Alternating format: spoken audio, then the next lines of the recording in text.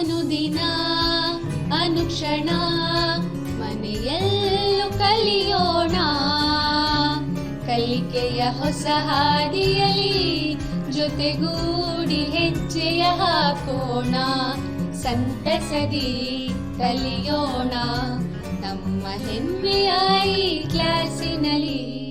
Yes, sir. Yes, teacher. Present, ma'am.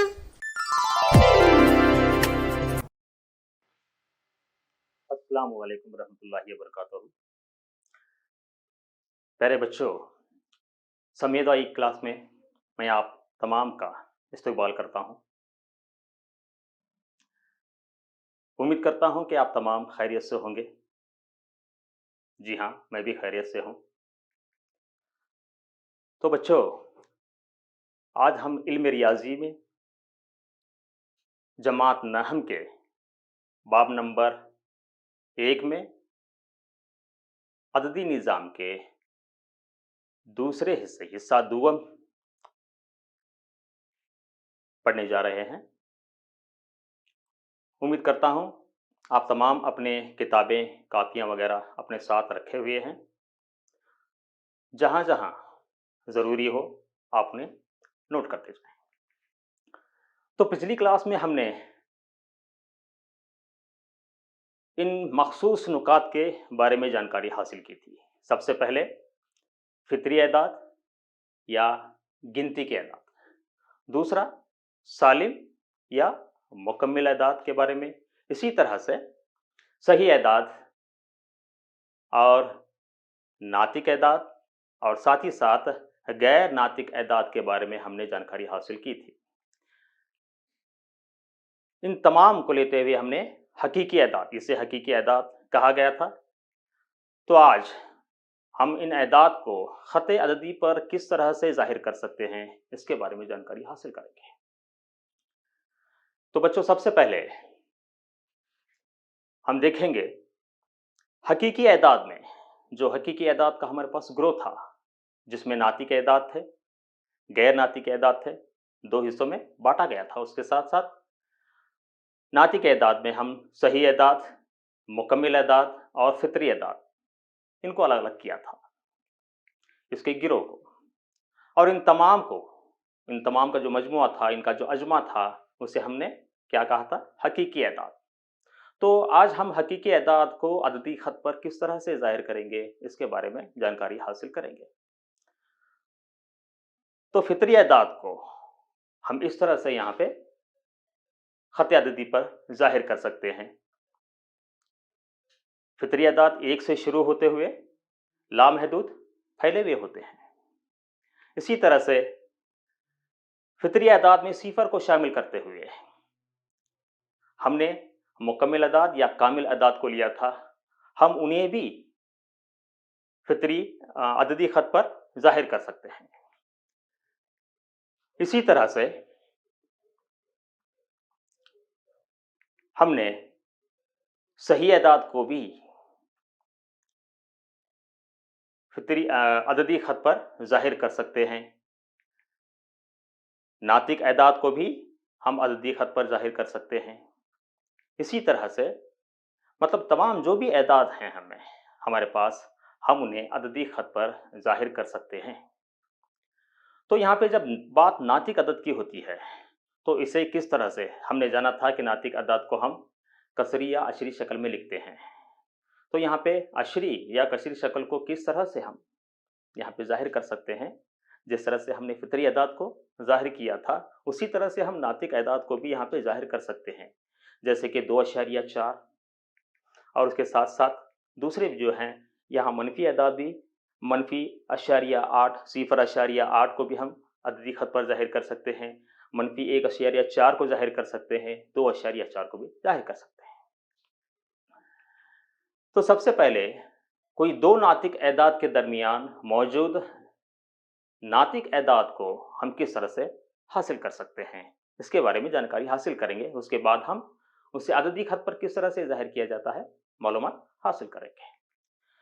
तो यहाँ पे सबसे पहले दो सही एदाद के दरमियान नातिक एदाद किस तरह से हम ले सकते हैं और उनके दरमियान मौजूद नातिक एदाद को किस तरह से मालूम किया जा सकता है, इसकी जानकारी आप हासिल करेंगे। मिसाल के तौर पर मैं यहाँ 3 और 4 ले रहा हूँ। 3 और 4 के दरमियान कोई 3 नातिक एदाद को मालूम करो। सवाल के मुताबिक यहाँ पे हम यहाँ पे 3 और 4 लेंगे। सबसे पहले 3 और 4 का औसत हासिल करेंगे। 3 और 4 का औसत हासिल करने के लिए उसे जमा करना पड़ेगा। 3 जमा 4 औसत के लिए बटे 2 हमने लिया, तो इस तरह से हमें हासिल हुआ 7/2। अब यहाँ पे 3 और 7/2 का औसत हासिल करेंगे। 3 और 7/2 जो हमें ऊपर की तरफ हासिल हुई थी, उसे यहाँ पे हम नीचे की तरफ 3 और 7/2 का औसत जब हासिल करेंगे, तो यहाँ पे 7/2 जमा 3/2 हमने 1/2 इस तरह से लिया है। तो यहाँ पे 1/2 ज़रब 2 तिया 6 जमा 7, यहाँ पे इस तरह से 7 जमा 6/2 ज़रब 1/2, तो 1/2 यहाँ पे 7 जमा 6 यानी 13/2। इसे जब हम ज़रब करेंगे आपस में दोनों कसरों को, तो हमें हासिल हुआ 13/4 हमें हासिल हो रहा है। अब तीसरे जो स्टेप है यहाँ पे 7/2 और 4 का औसत हम हासिल करेंगे।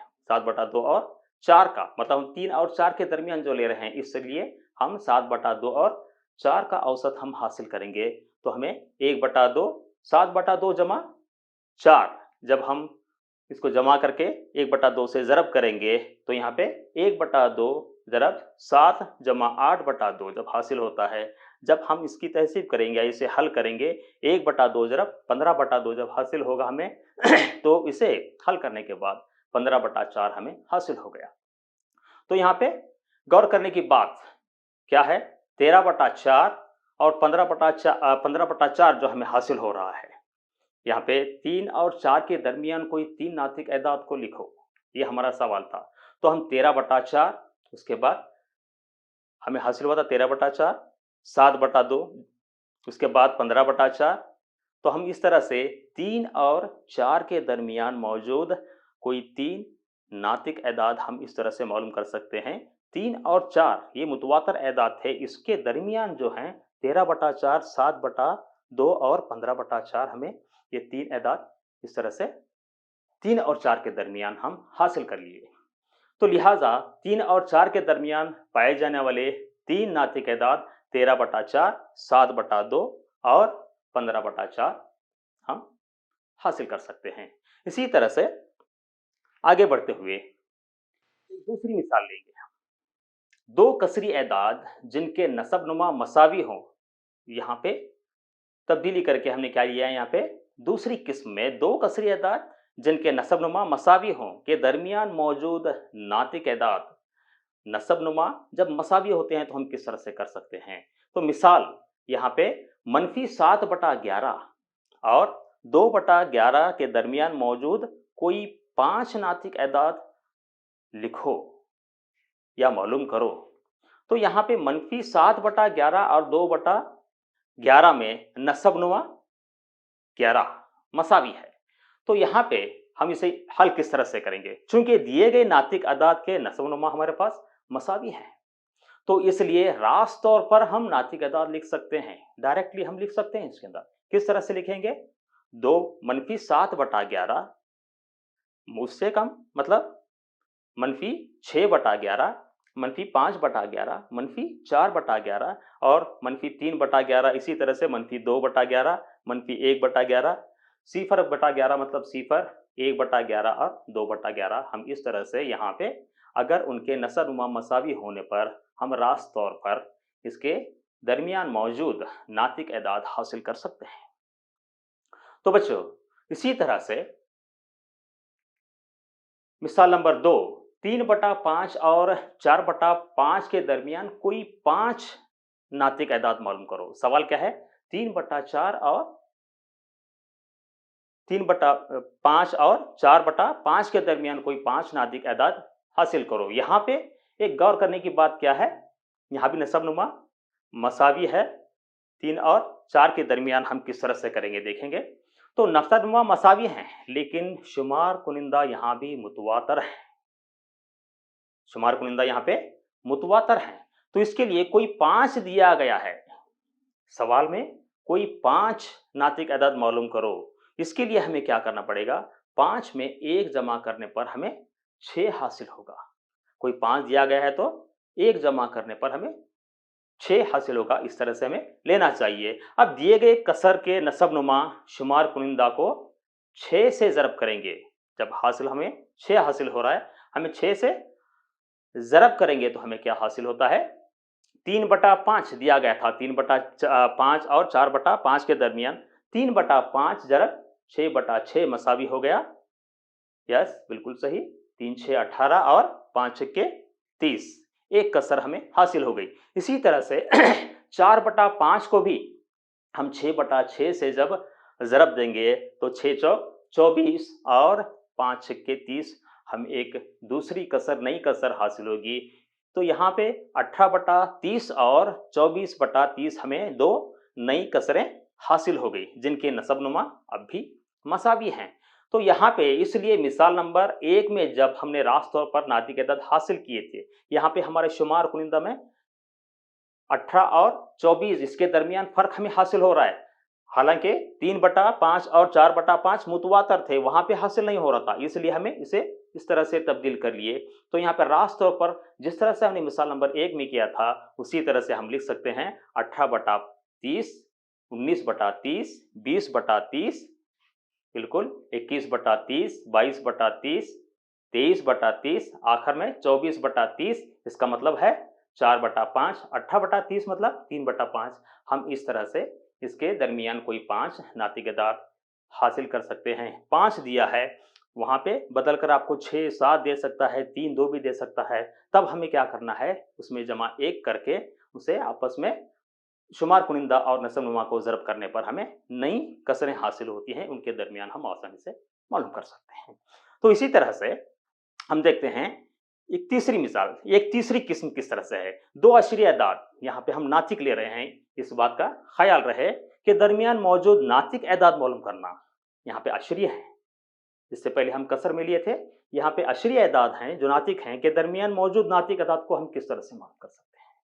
तो मिसाल यहाँ पे 0.1 और 0.11 के दरमियान नातिक अदाद मालूम करो, हमें सवाल दिया गया है। तो हमें इसे किस तरह से हल करना चाहिए बच्चों, देखेंगे। तो यहाँ पे 0.1 को हम, यहाँ पे क्या है, 0.1 को हम क्या लिख देते हैं, 0.1 सिफर की शक्ल में भी लिख सकते हैं। तो यहाँ पे 0.1 को 0.1 सिफर की शक्ल में लिख सकते हैं। तो इसी तरह से 0.11 जो दिया गया था, उसे हम 0.11 सिफर की शक्ल में भी लिख सकते हैं। मतलब उसके अशरी मुकाम हम मसावी कर रहे हैं। यहाँ पे 0.1 सिफर नहीं बल्कि 0.1 सिफर है, और दूसरा 0.11 की जगह हमने 1 सिफर लिया है। उनके अशरी मुकाम को, यानी 3 मुकामात को हमने मसावी कर लिया है। तो इस तरह से हमने यहाँ अशरी मुकाम को मसावी किया है। इसलिए 0.1 और 0.11 के दरमियान मौजूद नातिक अदद को हासिल करने के लिए हम रास्त तौर पर यहाँ पे आ सकते हैं।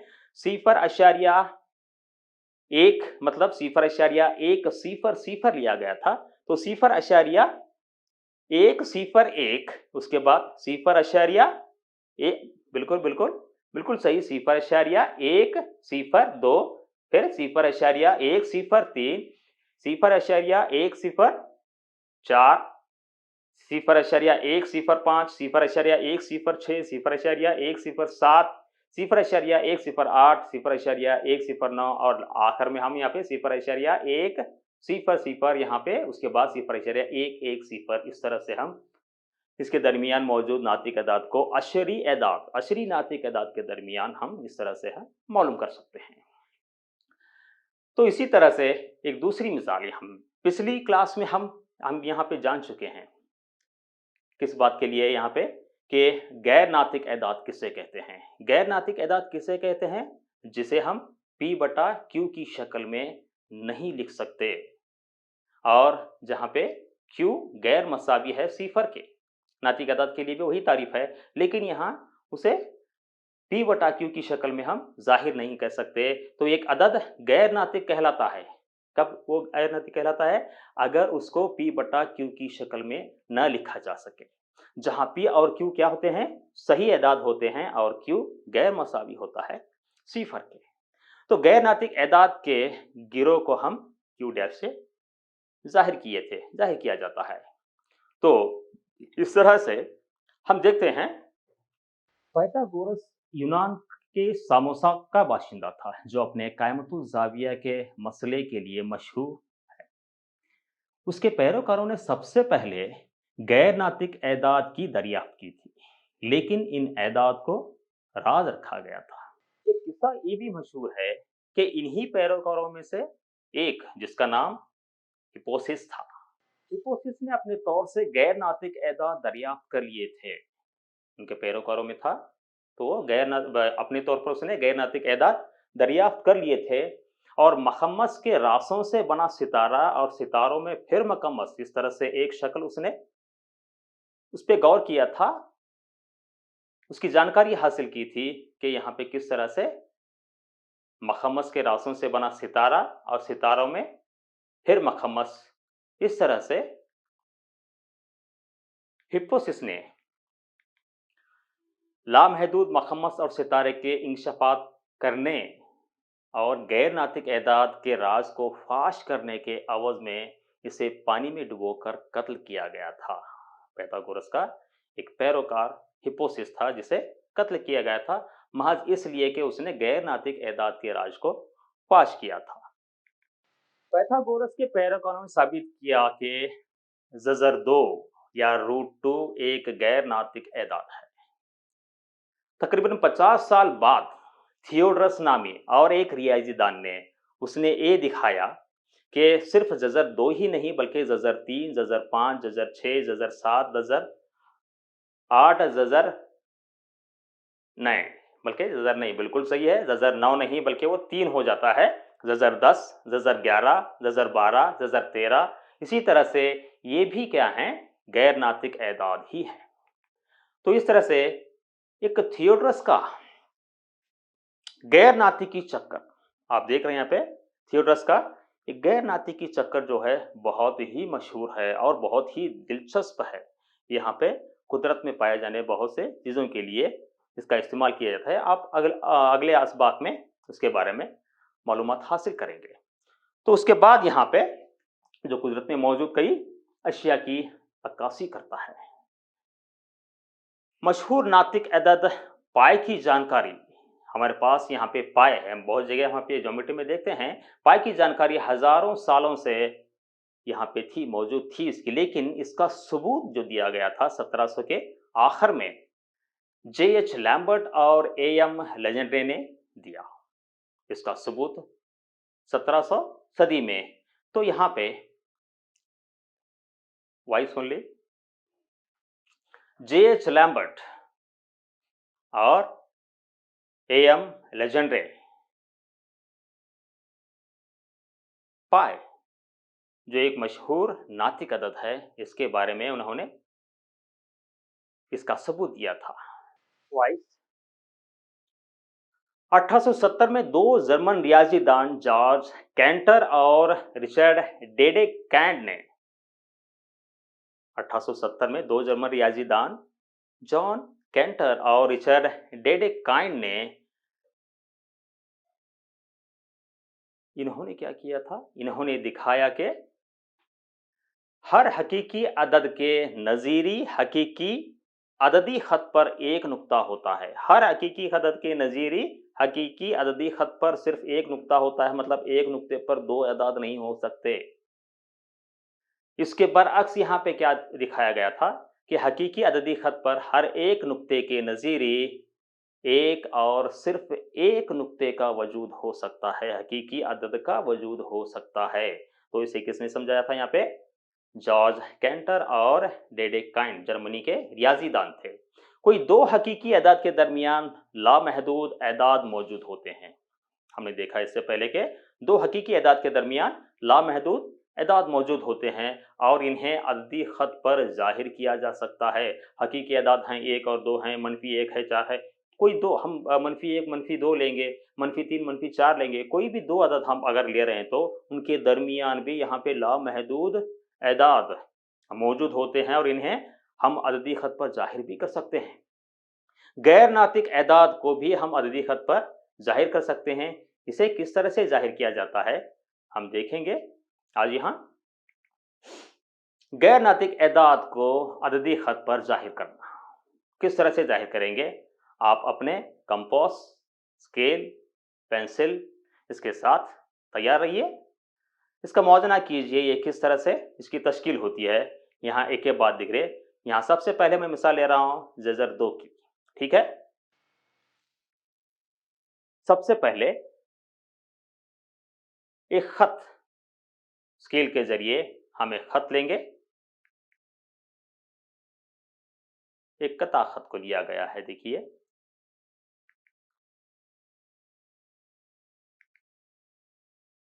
हमने यहाँ कुछ निशानात लिए एदाद को जाहिर करने के लिए।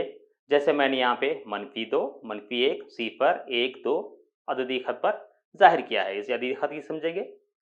उसके बाद 0 को नुक्ता ए मान लिया गया है। इसी तरह से 1 को बी मान लिया गया है। अब ए और बी को जोड़िए जिसका नाम 1 इकाई है। अब इसी तरह से हम नुक्ता बी पर चांदा रखते हुए उमूदन 90 दर्जे, उमूदन यानी 90 दर्जे एक खत लेंगे। बी से ऊपर की जानिब हमने एक खत लिया है जो ए बी के मसावी है, मतलब ओ भी एक इकाई है। हम इसे नुक्ता सी नाम देंगे। अब ए और सी को जोड़ लेंगे। ए और सी को जोड़ा गया, इस तरह से जोड़ लेंगे।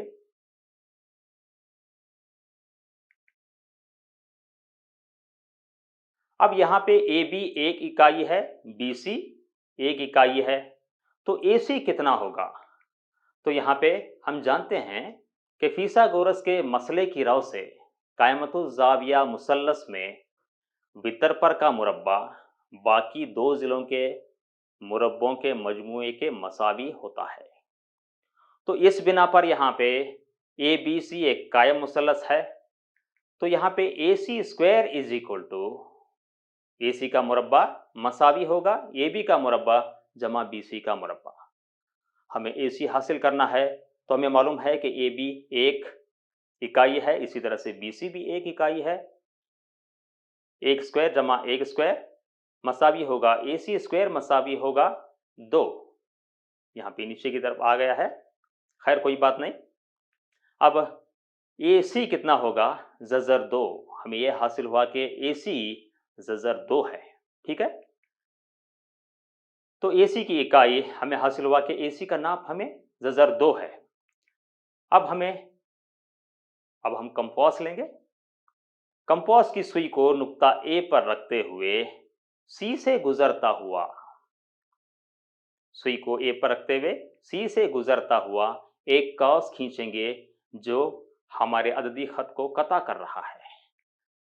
कॉस अददी खत को जिस मुकाम पर कता करता है उसका नाप यहाँ पे कितना है, ये से लेकर अगर हम देखेंगे तो ज़र 2 को जाहिर करता है।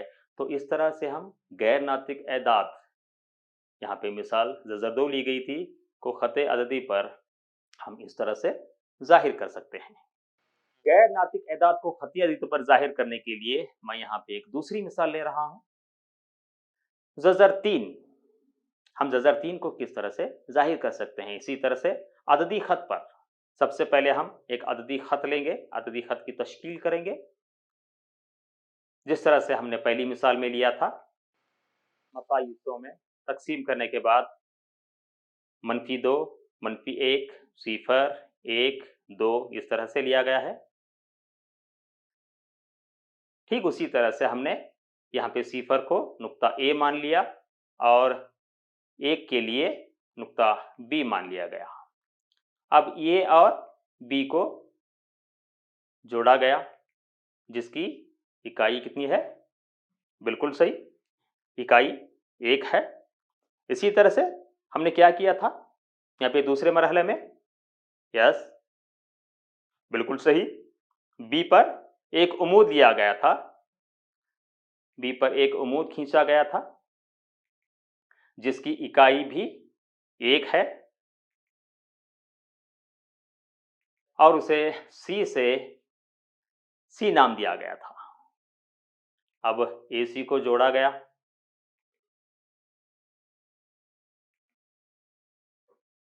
हम जानते हैं ए सी हमें कितना हासिल हुआ था? फिसागोरस के मसले के तहत ए सी ज़ज़र 2, उसकी कीमत या उसकी कदर कितनी थी? ज़ज़र 2 थी। अब यहाँ पे आगे बढ़ते हुए हमें इस मिसाल में ज़ज़र 3 की कीमत हासिल करना है। ज़ज़र 3 की कीमत नहीं बल्कि ज़ज़र 3 को खत अददी पर जाहिर करना है। तो हम देखेंगे यहाँ पे ए सी के उमूद 1 इकाई, ए सी के उमूद 1 इकाई वाला मतलब वो बी सी के मसावी हो। हमने यहाँ भी चांदा और स्केल का इस्तेमाल करते हुए तश्कील की है और उसे डी नाम दिया है। अब हम क्या करेंगे? बिल्कुल ए और डी को जोड़ लेंगे।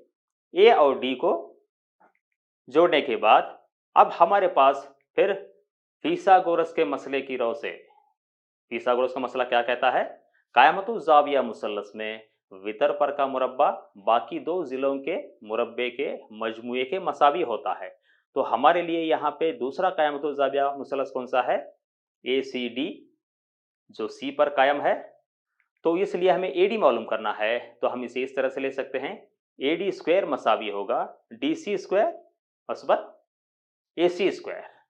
अब ए डी की कीमत हमें यहाँ पे डी सी मालूम है, हमें 1 इकाई 1 का मुरब्बा, और ए सी जो पहले मालूम कर चुके थे ज़ज़र 2 का मुरब्बा, यानी ए डी स्क्वायर मसावी होगा 1 का मुरब्बा 1 और ज़ज़र 2 का मुरब्बा 2, 1 जमा 2, तो हमें ए डी मसावी होगा मुरब्बा इस तरफ ज़ज़र हासिल हो गया, तो ए डी मसावी है ज़ज़र 3 इकाई।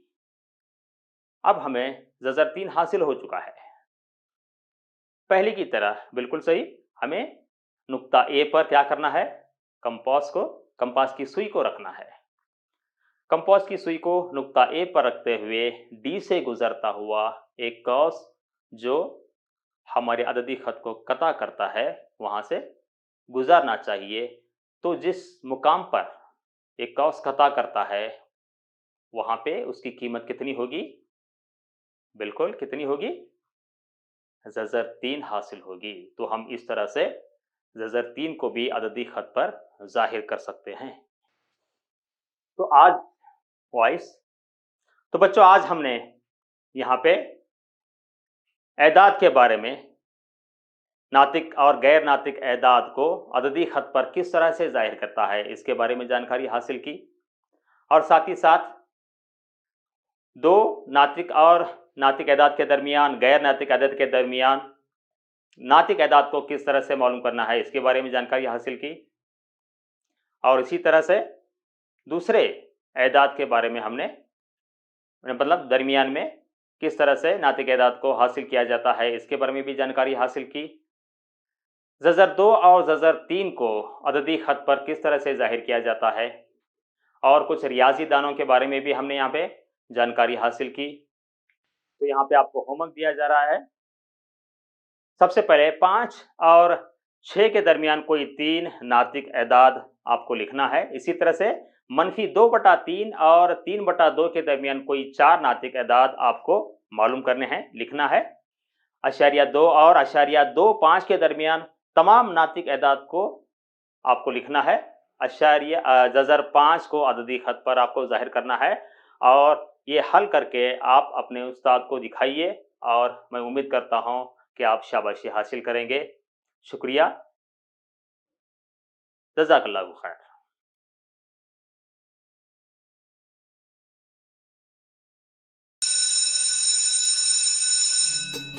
ಅನುದಿನ